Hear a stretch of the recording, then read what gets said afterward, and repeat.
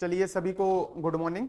तो जैसा कि आपको जानकारी लग गई होगी कि वर्ग 3 का जो पेपर है हमारा वो 9 अक्टूबर से रखा गया है। तो मेरा ये प्रयास रहेगा कि मैं आपके लिए क्वेश्चन सीरीज लाऊं जिससे मैं आपके पूरे टॉपिक्स को कवर कर सकूं। ठीक है, तो उस सीरीज का पहला भाग मैंने लेके आया हूं संविधान। तो संविधान के हम पहले बेसिक्स में चलते हैं कि कैसे संविधान का निर्माण हुआ, तो हम उससे जानेंगे। पहले हम एक्सप्लेनेशन देख लेते हैं पूरा, फिर इसके बाद इसके क्वेश्चंस कर लेंगे, है ना। तो हम सीधे टॉपिक में आते हैं। जैसे हम देख रहे हैं क्या, संविधान सभा और संविधान निर्माण की प्रक्रिया। ठीक है, ये प्रक्रिया भारत की आजादी मिलने से पहले ही चालू हो गई थी। क्या हुआ था, क्रिप्स मिशन भारत आया, तो क्रिप्स मिशन ने एक भारतीयों को, भारत सरकार, उस समय सरकार तो नहीं थी, भारतीयों को, भारतीय नेताओं को ये बोला था कि हम, यदि आप हमारा द्वितीय विश्व युद्ध उस टाइम स्टार्ट हो गया था, ब्रिटेन को जरूरत थी कि भारतीयों का साथ मिले, तो उस टाइम से न्यू रख दी गई थी संविधान सभा की कि हम आपको एक डोमिनियन राज्य का दर्जा देंगे और उसमें आप अपने निर्णय ले सकते हैं। एक संविधान सभा की बात इनडायरेक्टली रूप से कह दी गई थी, है ना। फिर उसके बाद क्या हुआ, कैबिनेट मिशन आया। कैबिनेट मिशन के संस्तुति के आधार पर संविधान सभा का गठन हुआ। अब हम इसको एक एक करके देख लेते हैं। 9 दिसंबर 1946 को संविधान सभा की पहली बैठक आयोजित हुई। देखिए, इसमें मैंने उस पॉइंट को लिखा हूं जो पॉइंट सीधे सीधे फैक्चुअल आ रहे हैं, तो आप इसको डेट को अच्छे से याद रखिएगा। जब हम इसके क्वेश्चंस करेंगे तो हमें ये काम आएगा। तो संविधान सभा की पहली बैठक कब आयोजित की गई, 9 दिसंबर 1946, जिसमें कुल कितने सदस्य थे, 207 सदस्यों ने हिस्सा लिया। यदि आपसे ये क्वेश्चन पूछा जाता है कि संविधान सभा की प्रथम बैठक में कितने सदस्यों ने हिस्सा लिया, तो कितने सदस्यों ने हिस्सा लिया, 207 सदस्यों ने। इसमें हिंदू एवं महिलाएं भी शामिल थी, उन्होंने हिस्सा लिया। ठीक है, अगले पॉइंट में आते हैं हम। 9 दिसंबर 1946 को संविधान सभा की प्रथम बैठक में अस्थायी अध्यक्ष। देखिए, अब सबसे पहले बैठक बैठ रही है तो उस समय तुरंत तो अध्यक्ष होगा नहीं, तुरंत में जो बुजुर्ग सा रहा, जो समझदार दिखा, उनको बोल दिया कि भैया आप अध्यक्ष बन जाइए। तो उस समय सबसे बुजुर्ग जो रहे डॉक्टर सच्चिदानंद सिन्हा, इनको अस्थायी अध्यक्ष घोषित कर दिया गया। आप उस समय क्वेश्चन को अच्छे से देखना और वहां पे ये देखना कि क्या पूछा है। आप स्थायी की जगह अस्थायी, अस्थायी, ये कंफ्यूज नहीं हो जाना। तो सबसे पहले अस्थायी अध्यक्ष कौन थे, डॉक्टर सच्चिदानंद सिन्हा। फिर क्या हुआ, 11 दिसंबर को पुनः बैठक आयोजित हुई, तो उस समय स्थायी अध्यक्ष का चुनाव कर लिया गया और स्थायी अध्यक्ष के रूप में चुने गए डॉक्टर राजेंद्र प्रसाद, है ना। ये डॉक्टर राजेंद्र प्रसाद भारत के प्रथम राष्ट्रपति भी रहे। ये क्वेश्चन आपसे इसमें ये पूछा गया था कि जो भारत के प्रथम राष्ट्रपति हैं वो किस देश, भारत के किस राज्य से ताल्लुक रखते हैं, तो किस राज्य से ताल्लुक रखते हैं वो, ये रखते हैं बिहार से। किससे संबंधित है ये, बिहार से आते हैं। ये पूछा था एग्जाम में, इसलिए आपको मैं बता दे रहा हूं। तो डॉक्टर राजेंद्र प्रसाद को क्या चुना गया 11 दिसंबर को, स्थायी अध्यक्ष। डेट भी पूछा जा सकता है, 9 दिसंबर 1946 को प्रथम बैठक आयोजित की गई।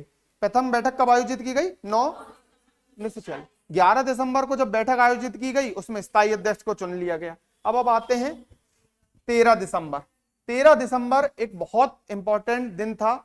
उस समय डॉक्टर पंडित जवाहरलाल नेहरू जो थे, हमारे पंडित जी जो थे, पंडित जवाहरलाल नेहरू जो थे, उन्होंने एक उद्देश्य प्रस्ताव संविधान सभा में रखा। जो उद्देश्य प्रस्ताव है वर्तमान में उसका प्रतिबिंब, मतलब उसकी कुछ बहुत सारी बातें हमारी वर्तमान में संविधान की प्रस्तावना में दिखती हैं। तो जो संविधान की प्रस्तावना है, आप ये कह सकते हो कि वह उद्देश्य प्रस्ताव का ही एक रूप है ना। तो उद्देश्य प्रस्ताव, ये मोस्ट आईएमपी क्वेश्चन ये आपको आ सकता है। 13 दिसंबर 1946 को पंडित जवाहरलाल नेहरू ने संविधान सभा में उद्देश्य प्रस्ताव प्रस्तुत किया और यह 22 जनवरी 1947 को पारित कर लिया गया। तो दो क्वेश्चन हमारे सामने आते हैं फिर से कि 13 दिसंबर 1946 को पंडित जवाहरलाल नेहरू ने संविधान सभा में प्रस्तुत किया और पारित कब कर लिया गया इसको, 22 जनवरी 1947 को। दिसंबर के बाद जस्ट जनवरी आता है, तो अगले ही महीना इसको पारित कर दिया गया। हाँ, अब ये क्वेश्चन आपका एमपीपीएससी में भी एक बार आया था कि माउंटबेटन योजना किस तारीख को, इसकी तारीख पूछ लिया गया था। तो माउंटबेटन योजना की डेट क्या है, 3 जून 1947। इसको भी ध्यान रखना, इन तारीख को आपको ध्यान रखना जरूरी है। 9 दिसंबर, 11 दिसंबर, 13 दिसंबर। 9 दिसंबर को अस्थायी अध्यक्ष, 11 दिसंबर को स्थायी अध्यक्ष और 13 दिसंबर को उद्देश्य प्रस्ताव। और ये रखा गया उस टाइम। पारित कब हुआ? 22 तारीख, 22 जनवरी 1947, जस्ट अगले साल, अगले महीने। दिसंबर के बाद जनवरी आता है और साल भी बदल जाता है, तो 13 दिसंबर को उद्देश्य प्रस्ताव आया और पारित हो गया 22 जनवरी को। माउंटबेटन योजना कब कब आई? 3 जून 1947। इसके तहत देश के विभाजन के मतलब देश के विभाजन की संबंधित योजना थी। इस समय घोषणा हो गई कि भारत और पाकिस्तान दो अलग अलग राष्ट्र होंगे। ठीक है, तो इसके बाद परिणाम स्वरूप संविधान सभा से मुस्लिम लीग समर्थित सदस्य अलग हो गए। क्या हुआ? मैंने आपसे क्या बताया कि आजादी से पहले ही संविधान सभा की नींव रख दी गई थी, घोषणा कर दी गई थी।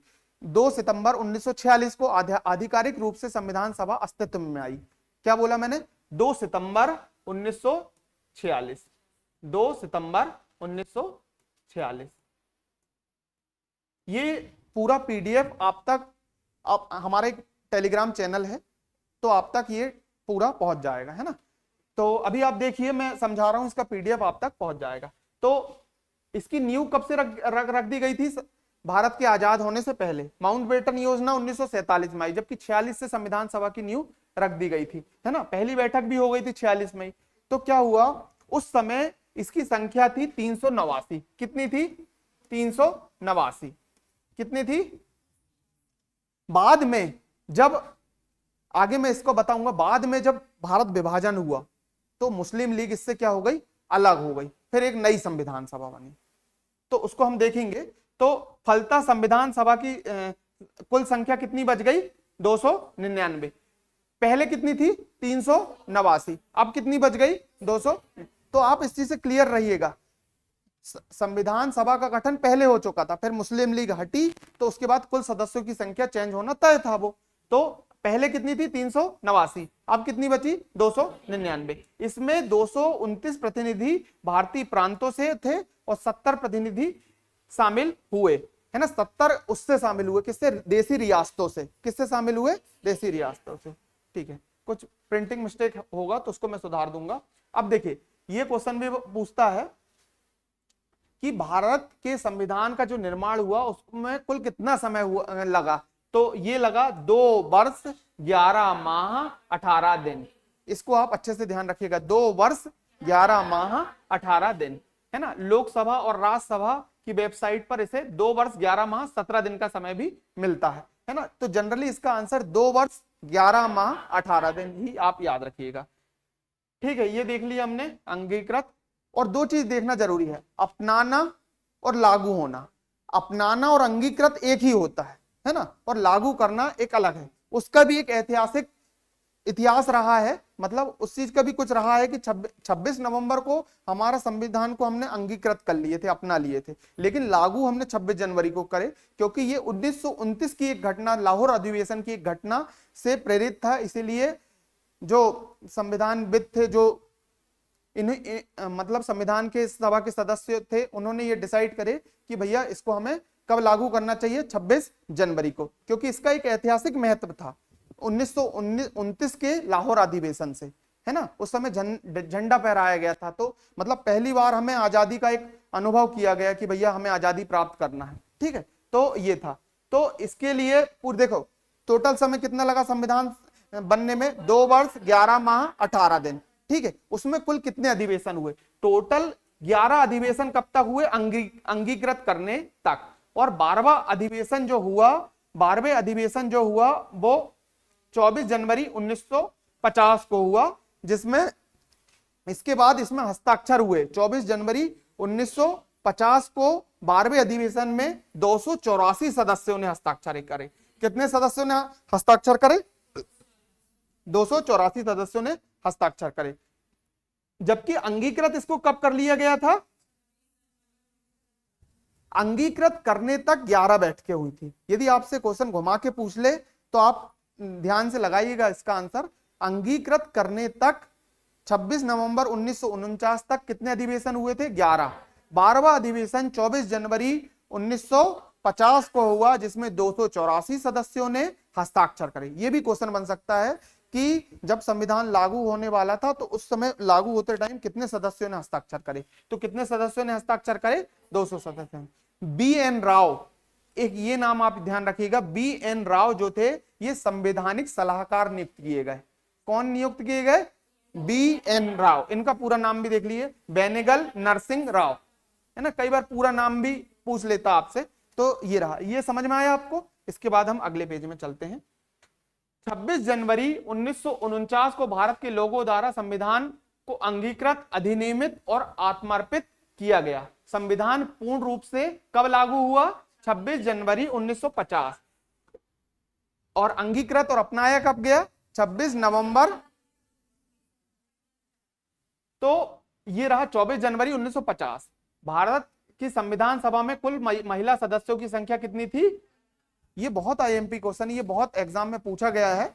आपको तो ये इन 15 सदस्यों के नाम भी याद होना चाहिए, लेकिन कुछ कुछ के नाम तो आपको याद होना चाहिए। जैसे जिनको आप जानते हैं, विजय लक्ष्मी पंडित, ये पंडित जवाहरलाल नेहरू की सिस्टर थी, है ना। कौन थी, विजय लक्ष्मी पंडित। एक राजकुमारी अमृता कौर, एक थी सरोजनी नायडू, ये उत्तर प्रदेश की राज्यपाल थी पहली, या किसी भी देश की पहली महिला राज्यपाल थी। कौन थी, सरोजनी नायडू। सुचेता कृपलानी, है ना, ये थी महिला मुख्यमंत्री में सबसे पहले, ये थी उत्तर प्रदेश की बनी थी ये। एक थी पूर्णिमा बनर्जी, एक थी लीला राय, एक थी डी दुर्गाबाई, एक हंसा मेहता, है ना, एक कमला चौधरी, एक रेणुका रे, एक मालती चौधरी, एक लक्ष्मीबाई बेला रुदम, और एक बेगम अजीज रसूल, एक एनी मस्करीन, अमू स्वामीनाथन। इन 15 नामों को आपको याद रहना चाहिए कि क्वेश्चन ऐसा पूछ सकता है आपसे कि इनमें से कौन संविधान सभा की सदस्य नहीं रही महिला में, तो आपको नाम ध्यान रहना चाहिए। कुछ का तो नाम आपको बिल्कुल ध्यान रहना चाहिए कि विजय लक्ष्मी पंडित, राजकुमारी अमृता कौर, सुचेता कृपलानी, सरोजनी नायडू, हंसा मेहता, आपका एनी मस्करीन हो गया, रेणुका रे, कमला चौधरी,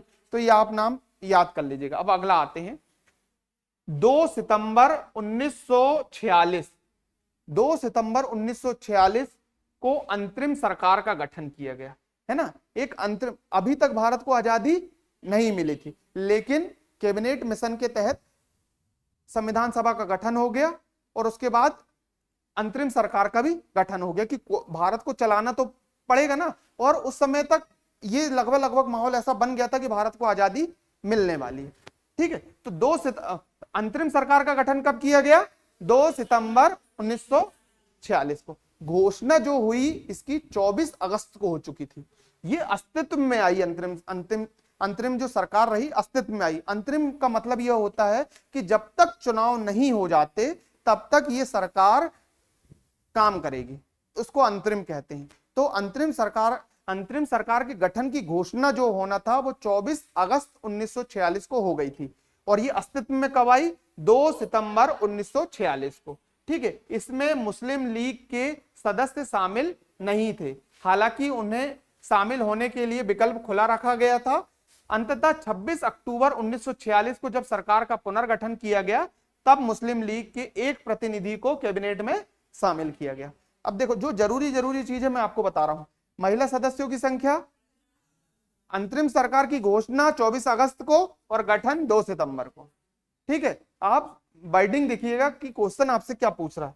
अब हम आगे आते हैं, संविधान सभा की प्रमुख समितियां। देखिए, जो इंपॉर्टेंट फैक्ट है मैंने आपको बता दिया, इसके बाद हम क्वेश्चंस करेंगे, तो क्वेश्चंस में आपको दिक्कत नहीं जाएगी। पहले फैक्ट तो आपको मालूम रहे, है ना। अब कुछ समितियां बनी। देखिए, संविधान बन रहा है तो संविधान कोई इकट्ठे नहीं बना रहे थे, उसमें अलग अलग सेक्शन बना दिया गया था कि आप इस चीज के में शोध करेंगे कि कैसा बनना चाहिए, आप इसमें करेंगे। तो समितियों में बटा हुआ था पूरा संविधान सभा के सदस्य जो थे। तो इसमें कुछ इंपॉर्टेंट समितियां देखेंगे। एक है आपकी संघीय संविधान समिति, इसके अध्यक्ष कौन थे, पंडित जवाहरलाल नेहरू। संघीय समिति के अध्यक्ष कौन थे, पंडित जवाहरलाल नेहरू। एक प्रक्रिया विषयक नियमों से संबंधित समिति थी, इसके कौन थे, और संचालन समिति के कौन थे, डॉक्टर राजेंद्र प्रसाद। प्रारूप समिति, ये एक बहुत इंपॉर्टेंट समिति है। इसके सदस्यों की संख्या कितनी थी, 7। इसमें क्या हुआ, बीच में कुछ सदस्यों का देहांत भी हो गया था, तो उनकी जगह दूसरे आए, लेकिन इनके सदस्यों की संख्या कितनी थी, 7। और इसके अध्यक्ष जो थे वो डॉक्टर भीमराव अंबेडकर थे। मोस्ट आईएमपी है, ये आपसे एग्जाम में बहुत बार पूछा गया है, तो इसको ध्यान रखिएगा। अब ये देखिए थोड़ी कंफ्यूजिंग वाली है, इसको अच्छे से समझिएगा। एक है इसमें समिति और एक है उप समिति। तो क्वेश्चन आप अच्छे से देखिएगा कि क्या पूछा गया है। मौलिक अधिकारों, अल्पसंख्यकों एवं जनजातियों और अव्याप्त क्षेत्रों संबंधित सलाहकार समिति। तो जो समिति रही अल्पसंख्यकों और मौलिक अधिकारों, इसके जो अध्यक्ष रहे वो कौन रहे? सरदार वल्लभ भाई पटेल। अब इसके इस समिति की दो उप समिति थी, क्योंकि ये बहुत बड़ा कार्य क्षेत्र को संभाल रही थी। तो डॉक्टर अपने कौन वल्लभ भाई पटेल जी ने इसकी दो उप समितियां बनाई। एक थी मूल अधिकार उप समिति, इसके अध्यक्ष कौन थे? जेबी कृपलानी। एक थी अल्पसंख्यक उप समिति, एक क्या थी? अल्पसंख्यक उप समिति, इसके थे के एम मुंशी। ये थोड़ा सा रॉन्ग लिख गया है, इसके कौन थे? के एम मुंशी, इसके थे के एम मुंशी। एक पूर्ववर्ती प्रांतों से संबंधित थी। तो पूर्ववर्ती, इससे यहां से बिलोंग करते हैं, असम से बिलोंग करते हैं आपके गोपीनाथ बारदोले। तो इनको यहाँ का पूर्ववर्ती प्रांतों की जनजाति और आदिवासी बहुल क्षेत्रों संबंधित उप समिति के लिए किसको अध्यक्ष बना दिया गया? आपका गोपीनाथ बारदोले, है ना। और बाकी वो जो हमने पहले पढ़े वो ज्यादा मेन थी, इससे भी क्वेश्चन आ सकते हैं। एक आप देखिए, कार्य संचालन समिति। कार्य संचालन समिति के कौन रहे? के एम मुंशी, के एम मुंशी। एक थी राष्ट्रीय ध्वज समिति, इसका कई बार आंसर जेबी कृपलानी भी दे देते हैं, लेकिन इसका सही आंसर है डॉक्टर राजेंद्र प्रसाद। जो राष्ट्रीय ध्वज संबंधी कार्यदल समिति थी, इसके अध्यक्ष कौन रहे? डॉक्टर राजेंद्र प्रसाद, है ना। बाकी भी आप इसको देख लीजिएगा। तो मैंने कुछ इंपॉर्टेंट आपको बता दिया, फिर क्वेश्चंस में आएंगे तब हम देखेंगे इसको ध्यान रखिएगा। अब देखते हैं प्रारूप समिति। प्रारूप समिति जैसे ही आपके सामने आती है तो आपको डॉक्टर भीमराव अंबेडकर जी का ध्यान आना चाहिए, है ना। प्रारूप समिति के अध्यक्ष कौन थे? भीमराव अंबेडकर समेत भीमराव अंबेडकर जी थे। और इसके सदस्य संख्या कुल कितनी थी? 7 थी, है ना। एन गोपालाचारी एक सदस्य थे, एन गोपालाचारी आयंगर है। फिर अल्लाधी कृष्णा स्वामी, ये पूरा नाम याद मत रखो आप, कृष्णा स्वामी अय्यर ध्यान रखो। कितना? के कृष्णा स्वामी अय्यर। एक के एम मुंशी, ये आपके अभी एमपीपीएससी प्री में पूछा था कि के एम मुंशी कौन थे, तो ये प्रारूप समिति के एक सदस्य थे, है ना। एक आपके एन गोपालाचारी, एक आपके कृष्णा स्वामी अय्यर, एक के एम मुंशी, एक मोहम्मद सादुल्ला, एक बी एल मित्र और एक डीपी खेतान। इनका स्थान एन माधव राव ने दिया। इनकी उस समय मृत्यु हो गई थी, तो इनका स्थान किसने लिया? एन माधव राव। बाद में बी एल मित्र के स्थान पर भी कौन आए? एन माधव राव। और डीपी खेतान की वर्ष 1948 में मृत्यु हो जाने के कारण टी कृष्णामाचारी को इस समिति में शामिल किए गए। तो दो लोग जो थे उनमें से मृत्यु हो गई थी उनकी, तो उनकी जगह किसी दूसरे सदस्य को प्रारूप समिति का सदस्य बनाया गया। तो इसको ध्यान रखिएगा। एक थी तदर्थ झंडा समिति का गठन संविधान निर्मात्री परिषद ने 23 जून 1947 को किया था। तो तदर्थ झंडा समिति का गठन कब हुआ था? 23 जून 1947, जिसके अध्यक्ष कौन थे? डॉक्टर राजेंद्र प्रसाद। और अन्य सदस्य कौन थे इसके? अबुल कलाम आजाद जी थे, सरोजनी नायडू थी, सी राजगोपालाचारी थे, के एम मुंशी और डॉक्टर बीएम रम। इसमें ध्यान रखने वाली बात हमारे जो हम याद रख सकते हैं, प्रारूप समिति के आप पूरे सदस्यों का नाम याद रखिएगा, अध्यक्ष जो कुछ मेन समिति उनके याद रखिएगा। एक तदर्थ झंडा समिति बार बार हमारे सामने आ रही है, तो इनके अध्यक्ष का नाम ध्यान रखिएगा। सदस्य का नाम जनरली कम पूछता है ना। तो अध्यक्ष का नाम, तदर्थ झंडा समिति के अध्यक्ष कौन थे आपके? डॉक्टर राजेंद्र प्रसाद। और प्रारूप समिति के सदस्यों का नाम याद रख लीजिएगा, पूछता है एग्जाम में आपका, ठीक है। अब अपन आगे आते हैं। अब हम पढ़ते हैं संविधान के स्रोत। देखिए, भारतीय जो संविधान का निर्माण हुआ उसमें हमने हर देश से अलग अलग चीजें लिए। जैसे हमने फ्रांस की क्रांति पढ़े हैं, तो फ्रांस की क्रांति कैसी हुई हमें पता है, तो हमने वहां से कुछ जो अच्छा लगा हर देश से हमने वहां से वो चीज ले लिए। लेकिन फिर भी हमारे देश में शासन किसका था? ब्रिटिशर्स का था। तो भारत शासन अधिनियम उन्होंने लाया था, तो उसका बहुत ज्यादा प्रभाव हमारे संविधान में पड़ा। तो यदि आपसे ये क्वेश्चन पूछा जाता है कि भारत के संविधान में सबसे ज्यादा प्रभाव किसका पड़ा, तो वो पड़ा भारत शासन अधिनियम 1935, है ना। किसका पड़ा? भारत शासन अधिनियम 1935। तो सबसे पहले वो ही देखते हैं। तो अधिकांश भाग जिसमें प्रांतीय स्वायत्तता केंद्र राज्य संबंध, आपातकालीन प्रावधान, इससे है ना। जनरली आपसे देशों से ज्यादा पूछते हैं। अब देखिए सबसे ज्यादा जो हमने लिए हैं या तो ब्रिटेन से लिए हैं या तो अमेरिका से लिए हैं। तो इसका मैं आपको बता दे रहा हूं कि यदि आप कंफ्यूज हो, जितना हमने संसदीय प्रक्रिया से संबंधित जो जो चीज लिए हैं, क्या बोला मैंने आपसे, जो चीज हमने संसदीय प्रक्रिया से संबंधित लिए वो हमने ब्रिटेन से लिए। किससे लिए हैं? ब्रिटेन से लिए। और जो हमने न्यायालय संबंधित जो चीजें लिए हैं वो हमने किससे लिए हैं? अमेरिका से लिए। बाकी और भी चीज लिए हैं लेकिन ये चीजें हमने यहां से लिए हैं, ये ध्यान रखिएगा। संसदीय प्रक्रिया से संबंधित जो चीजें लिए हैं वो हमने किससे लिए हैं, और न्यायालय से संबंधित जो चीज लिए, ठीक है। तो अब देखते हैं कि ब्रिटेन से हमने क्या लिए। संसदीय शासन पद्धति, मतलब संसदीय शासन पद्धति मतलब हमारे यहां लोकसभा राज्यसभा है, एक उच्च सदन है एक निम्न सदन। ब्रिटेन में भी ऐसा ही, एक उच्च सदन है एक निम्न सदन है ना। तो ये चीज रहती है। दूसरा हमने क्या लिए? विधि का शासन। क्या? मोस्ट आईएमपी विधि का शासन हमने किससे लिए? ब्रिटेन से लिए। एक मंत्रिमंडलीय प्रणाली, ये सब संसदीय शासन की व्यवस्था है।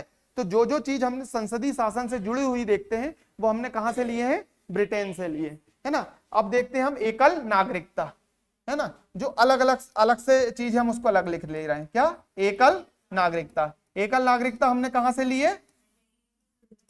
ब्रिटेन से लिए। दूसरा द्विसदनीय प्रणाली, मतलब संसदीय प्रणाली द्विसदनीय प्रणाली लगभग एक ही होती है।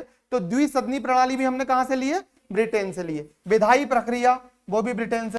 संसदीय विशेषाधिकार, परंपरागत लेख, आप देख रहे हैं इसमें कि अधिकतर समय इसमें किसका यूज हुआ? संसदीय। तो जो संसदीय संबंधित जो भी चीज ली है वो हमने कहां से लिए हैं? ब्रिटेन। एक अलग चीज है एकल नागरिकता।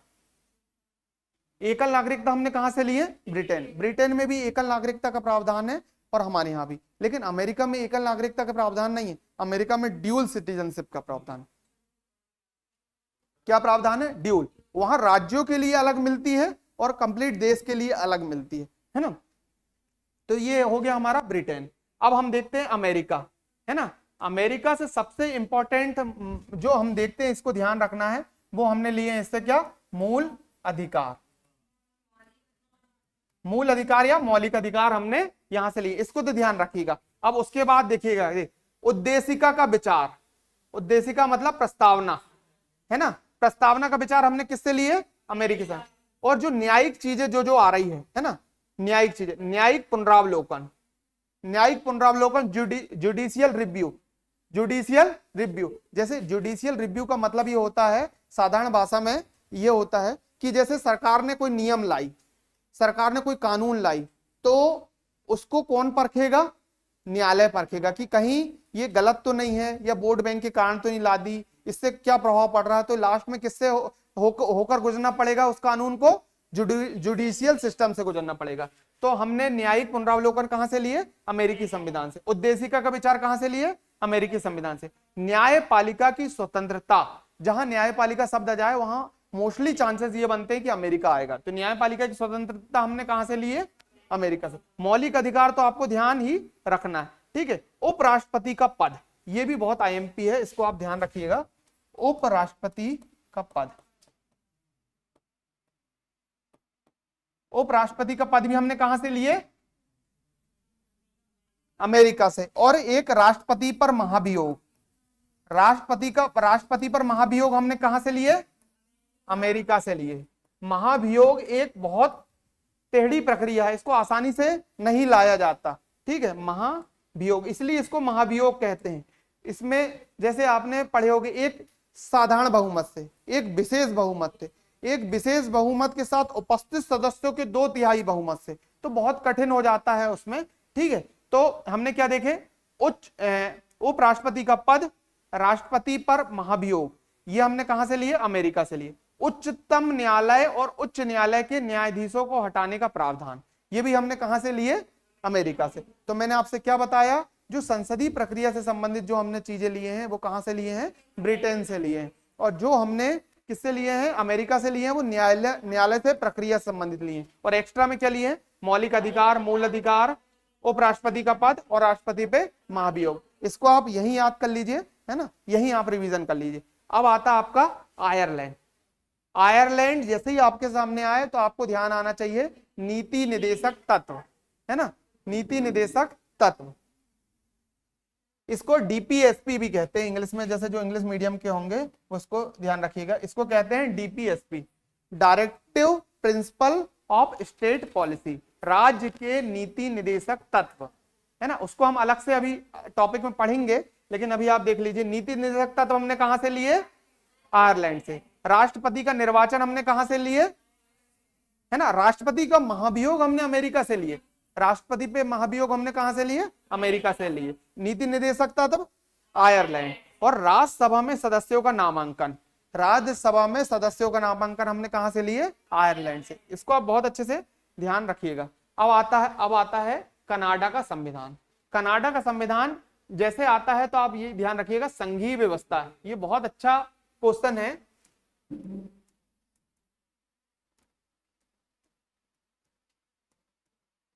संघीय व्यवस्था में दो शब्द आते हैं, एक आता है यूनियन, एक आता है फेडरल, है ना। संघीय व्यवस्था में दो चीज आती है, फेडरल और एक यूनियन। तो हम है यूनियन और अमेरिका है फेडरल, ठीक है। स्ट्रक्चर जो रहता है कि कैसा शासन चलेगा उस हिसाब से बताया मैंने आपको। तो सशक्त केंद्र के साथ संघीय व्यवस्था, संघीय व्यवस्था को हम ऐसा देख सकते हैं कि यहाँ पे राज्यों को भी अपने एक अधिकार है ना। इसलिए सूची बनाई गई, अवशिष्ट सूची, राज्य सूची, केंद्र सूची, है ना।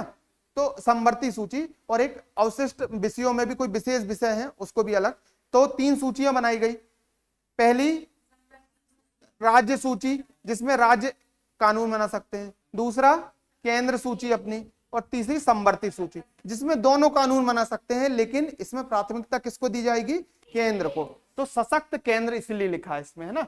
तो हमने जो संघीय व्यवस्था ली है वो कहां से लिए, कनाडा से लिए। राज्यपाल की नियुक्ति केंद्र द्वारा की जाएगी, ये हमने कहां से लिए, कनाडा से लिए। तो राज्यपाल की नियुक्ति क्या क्या क्या याद रखोगे आप, राज्यपाल की नियुक्ति। राज्यपाल की नियुक्ति हमने कहां से लिए, कनाडा से लिए, ठीक है। अवशिष्ट शक्तियां केंद्र में निहित।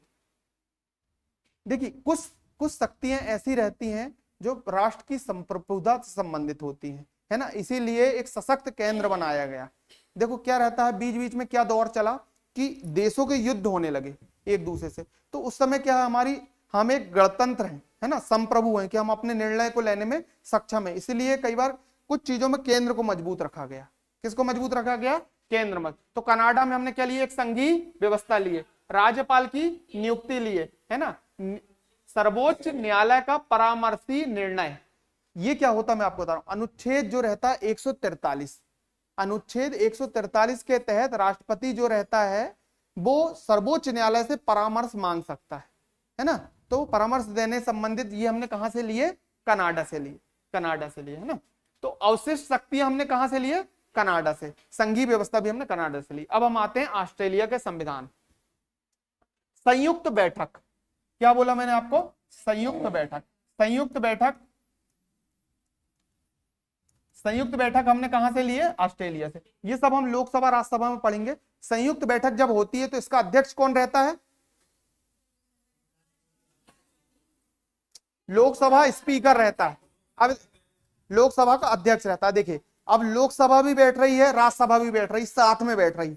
अब इसमें से कौन अध्यक्ष बनेगा, दोनों अध्यक्ष तो हैं। और राज्यसभा का अध्यक्ष कौन रहता है, पदेन उपराष्ट्रपति, पदेन उपराष्ट्रपति। तो यहाँ पे जब संयुक्त बैठक होती है तो इसकी अध्यक्षता लोकसभा के स्पीकर करते हैं या लोकसभा के अध्यक्ष करते हैं, ये ध्यान रखिएगा। तो संयुक्त बैठक का प्रावधान हमने कहां से लिए, ऑस्ट्रेलिया से लिए। उद्देशिका की भाषा,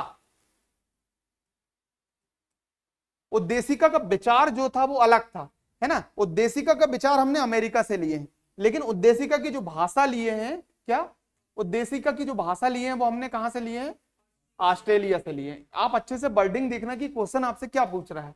व्यापार, वाणिज्य और समागम की स्वतंत्रता, ये हमने ऑस्ट्रेलिया से। समवर्ती सूची इंपॉर्टेंट, जो इंपॉर्टेंट है मैं अलग से बता रहा हूं। उद्देशिका की भाषा और एक समवर्ती सूची। समवर्ती सूची हमने कहां से लिए, कहां से लिए, ऑस्ट्रेलिया से लिए। ये अच्छे से ध्यान रखिएगा। विधि का शासन हमने लिए हैं ब्रिटेन से, अच्छे से ध्यान, विधि का शासन और विधि द्वारा स्थापित प्रक्रिया, ये हमने कहां से लिए हैं, जापान से। इसको मैं अलग से अगली क्लास में आपको समझाऊंगा कि विधि का शासन क्या होता है और विधि द्वारा स्थापित प्रक्रिया क्या होती है। ठीक है, तो जापान से हमने क्या लिए, विधि द्वारा स्थापित प्रक्रिया। अब छोटे छोटे इंपॉर्टेंट याद रखना आपको। दक्षिण अफ्रीका, ये मोस्ट आईएमपी है। संविधान संशोधन की व्यवस्था आपने कहां से लिए, दक्षिण, है ना। और राज्यसभा का सदस्यों का निर्वाचन कैसे होना चाहिए, है ना, राष्ट्रपति करेगा, वो हमने अलग से लिए, और प्रक्रिया जो है वो यहां से लिए। तो इंपॉर्टेंट आप संविधान संशोधन, जैसे ही दक्षिण अफ्रीका आता है तो आपको क्या ध्यान आना चाहिए, संविधान संशोधन। फ्रांस का संविधान, अभी हमने फ्रांस की क्रांति पढ़े लेटेस्ट में, तो फ्रांस से हमने जो सबसे महत्वपूर्ण लिए, प्रस्तावना में स्वतंत्रता, समानता और बंधुता का आदर्श, ये हमने कहां से लिए, फ्रांस से लिए। अब जर्मनी, जर्मनी से हमने आपात उपबंध लिखे। आपातकालीन जो शक्तियां हैं, आपातकाल के दौरान मूल अधिकारों का निलंबन हो जाता है, वो हमने कहां से लिए, जर्मनी। जर्मनी जैसे ही आपके सामने आएगा आप ध्यान रखिए इस चीज को कि हमने क्या लिए, आपातकालीन उपबंध। आपातकालीन उपबंध, इसको ध्यान रखिएगा आप।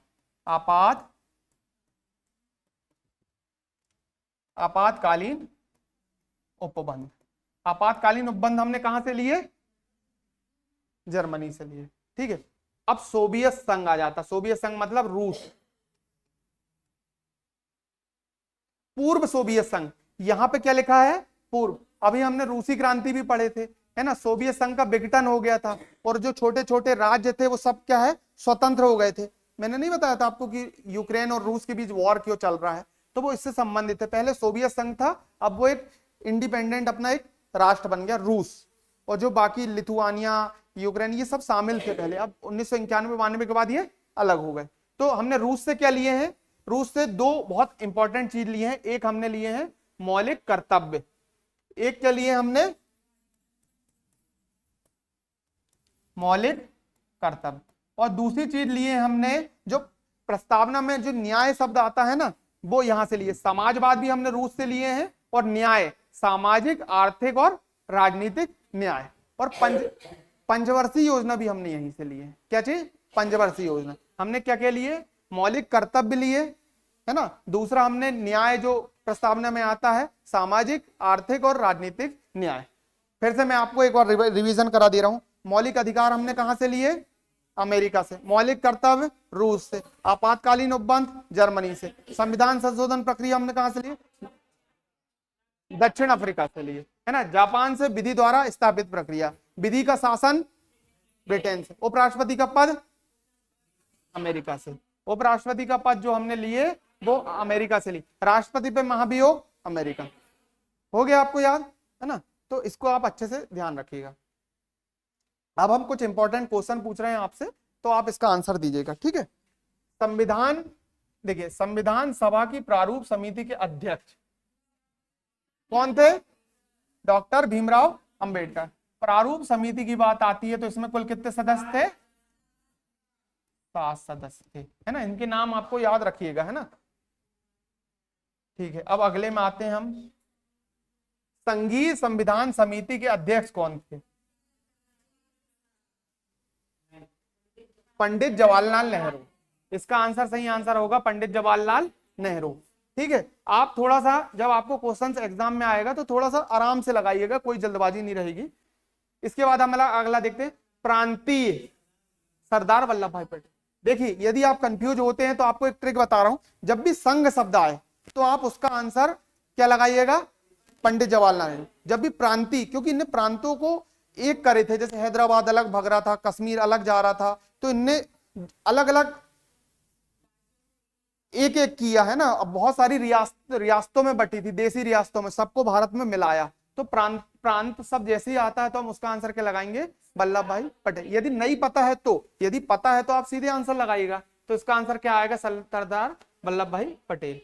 अब आते हैं प्रक्रिया विषयक नियम समिति। इसके भी अध्यक्ष जो रहे वो कौन रहे, डॉक्टर राजेंद्र प्रसाद। ठीक, अब इसका आंसर बताइए, राष्ट्रीय ध्वज।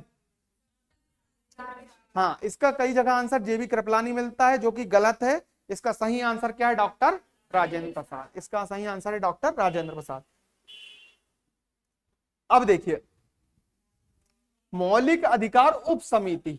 यदि यहां समिति लिखा रहता और मौलिक अधिकार एवं अल्पसंख्यक मामलों की समिति लिखा रहता तो सरदार वल्लभ भाई पटेल आता। इसका आंसर आएगा जेबी कृपलानी। ठीक है, इसका आंसर क्या आएगा।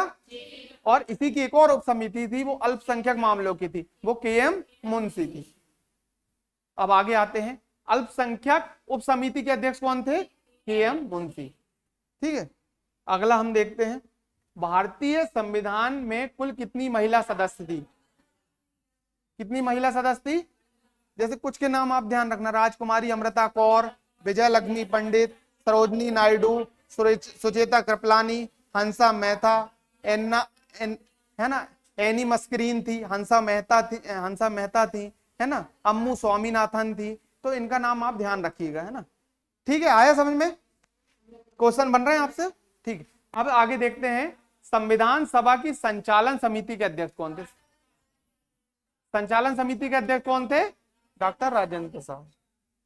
इसके बाद बताइएगा, संविधान सभा के पहले स्थायी अध्यक्ष कौन रहे, किस किस डेट में बने थे ये, 11 दिसंबर 1946। संविधान सभा की जो पहली बैठक हुई थी वो हुई थी आपकी 9 दिसंबर को। 9 दिसंबर जब संविधान सभा का गठन हुआ था, उस टाइम कुल सदस्य कितनी संख्या निर्धारित की गई थी, उस टाइम 389। जब भारत और पाकिस्तान का विभाजन हो गया था, उसके बाद कितनी बची, 299। कितनी बची, 200। और सिग्नेचर 284 के हुए थे, है ना। भारतीय संविधान का अधिकांश भाग किससे लिया गया है, भारत शासन अधिनियम से लिया गया। सबसे ज्यादा तो भारत शासन अधिनियम से लिया गया है, ब्रिटेन से भी लिया गया है लेकिन बाद में उससे कम लिया गया। सबसे ज्यादा प्रभाव हमारे अंदर किसका पड़ा, भारत शासन अधिनियम का। ठीक है, अब हम आगे आते हैं, मौलिक अधिकार लिए गए, कहां से लिए गए, अमेरिका से लिए गए। आयरलैंड से क्या लिए गए हमने, नीति निदेशक था, डीपीएसपी, है ना, यहां से मौलिक अधिकार। ब्रिटेन से हमने संसदीय तत्व लिए गए, संसदीय चीजें लिए, है ना। और जापान से हमने क्या लिए, विधि द्वारा स्थापित प्रक्रिया। जापान से हमने क्या लिए, विधि द्वारा स्थापित प्रक्रिया। इसको आप बहुत अच्छे से ध्यान रख लीजिए, गलत नहीं होना चाहिए आपसे। ये आपके सरल वाला पोर्शन आता, सरल वाला भाग आता संविधान का, कठिन नहीं है ये आपका, है ना, विधि द्वारा स्थापित प्रक्रिया। ठीक है, आगे आते हैं हम, नीति निदेशक तत्व कहां से लिए गए, आयरलैंड से। अमेरिका से क्या लिया गया, मौलिक अधिकार। कनाडा से संघीय, फ्रांस से स्वतंत्रता, बंधुता, समानता, कहां, प्रस्तावना में शामिल किया गया। अब आगे आते हैं अपन, संघात्मक व्यवस्था और गवर्नर की नियुक्ति कहां से, कनाडा से। संघात्मक व्यवस्था जो ली गई वो कहां से ली गई, कनाडा से। आगे आते हैं, विधि द्वारा स्थापित प्रक्रिया जापान से ली गई। आपातकालीन उपबंध जर्मनी से लिए गए। अब देखते हैं, फ्रांस से स्वतंत्रता, बंधुता, समानता। ब्रिटेन से जो संसदीय व्यवस्था संबंधित तत्व है। सोवियत रूस से मौलिक कर्तव्य, पंचवर्षीय योजना, और एक और न्याय, 3 न्याय, सामाजिक, आर्थिक और राजनीतिक, और एक समाजवाद भी हमने यहीं से लिए। ठीक है, कल हमने रूसी क्रांति पढ़े थे, तो उसमें पढ़े थे ना समाजवाद के तत्व, है ना। समाजवाद का जो कठोर रूप कहलाता है वो कहलाता साम्यवाद, है ना, उसको हम अलग से देखेंगे। प्रस्तावना में स्वतंत्रता, समानता और बंधुता का विचार आया कहां से, फ्रांस से आया। किससे आया, सोवियत संघ से न्याय आया था वहां से। सामाजिक, आर्थिक, राजनीतिक। मौलिक कर्तव्य कहां से लिए गए, रूस से। संविधान संशोधन दक्षिण में। जापान से क्या लिया गया, विधि द्वारा स्थापित प्रक्रिया। फ्रांस से वो अभी स्वतंत्रता, बंधुता, समानता। ब्रिटेन से संसदीय व्यवस्था। मैं बार बार आपको सब चीज इसलिए बता रहा हूं कि आपको ये याद ही हो जाए, है ना, अलग से रिवीजन करने की जरूरत ना पड़े। दोनों सदनों की संयुक्त बैठक कहां से लिए हमने, ऑस्ट्रेलिया से। कनाडा से संघीय व्यवस्था लिए, अमेरिका से मौलिक अधिकार लिए, फ्रांस से स्वतंत्रता, बंधुता और समानता लिए। आगे आते हैं, संविधान को अंगीकृत, अंगीकृत और अपनाया एक ही चीज होती है, अंगीकृत और अपनाना। ये अपनाया हमने कब? 26 नवंबर 1900। इस तक आते आते कितने अधिवेशन हो चुके थे? 11। 12वां अधिवेशन जो हुआ वो 24 जनवरी 1950 को हुआ। उसमें हस्ताक्षर हुए कितने? 284 सदस्यों के, है ना। और फिर 26 जनवरी को उसको, संविधान को लागू कब किया गया? फिर भारतीय संविधान है, बताइए, विश्व का सबसे लंबा लिखित संविधान। भारतीय संविधान की प्रस्तावना में कौन सा शब्द बाद में जोड़ा गया? धर्मनिरपेक्ष शब्द हमने बाद में जोड़े। 3 शब्द जोड़े गए थे इसमें, कौन कौन से? एक एक करके बताओ। हाँ हाँ हाँ। किसने कहा था कि संविधान सभा कांग्रेस थी और कांग्रेस भारत था? ये ग्रैनविल ऑस्टिन ने कहा था, है ना। इनके बहुत सारे कमेंट आए हैं कई चीजों में, तो जनरली आपसे नहीं बनेगा तो ये आंसर को लगाइएगा। ग्रैनविल ऑस्टिन ने बहुत ज्यादा कमेंट किए हैं। प्रारूप समिति में कितने सदस्य थे? 7 सदस्य। अध्यक्ष कौन थे इनके?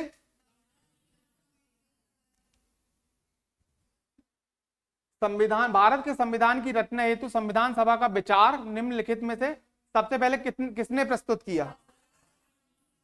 स्वराज पार्टी ने प्रस्तुत की। एक, यदि पार्टी के रूप में देखा जाए तो स्वराज पार्टी ने 1934 में करी। यदि हम देखते हैं, क्या देखते हैं, व्यक्ति के रूप में देखते हैं, तो एक एम.एन. रॉय थे। कौन थे? ये लेफ्ट पार्टी के विचारधारा के सदस्य थे, मतलब समर्थक थे। कौन? एम.एन. रॉय। एम.एन. रॉय ने सर्वप्रथम, यदि व्यक्तिगत देखा जाए, इन्होंने भी 1934 में किया था, संविधान सभा का विचार प्रस्तुत किया था। किसने? यदि व्यक्तिगत देखा जाए तो किसने? एम.एन. रॉय ने। पार्टी के रूप में किसने? स्वराज पार्टी ने। कांग्रेस पार्टी ने भी, जो इंडियन नेशनल कांग्रेस थी, इसने भी 1930 के आसपास इसका विचार रखी थी। लेकिन फैजपुर अधिवेशन जो हुआ था 1936 में, उसमें मतलब एक सांगठनिक रूप से स्वीकार की थी कि संविधान सभा होना चाहिए, फैजपुर अधिवेशन में। अब अपन आगे आते हैं, निम्नलिखित में से कौन कैबिनेट मिशन का सदस्य नहीं था? कैबिनेट मिशन जो आया था वो 1946 में आया था।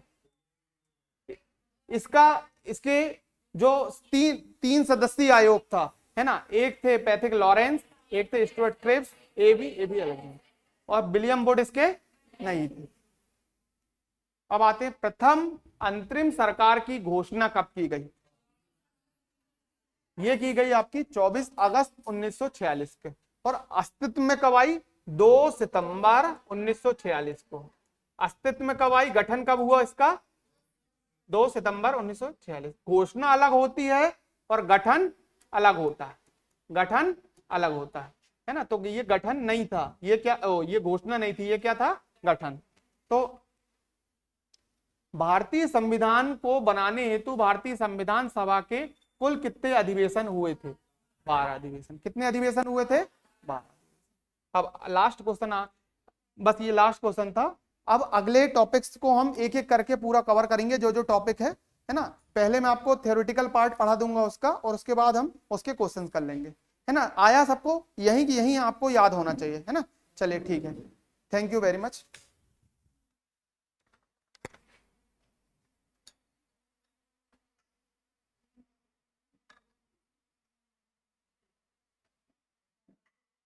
दो मिनट रुकिए।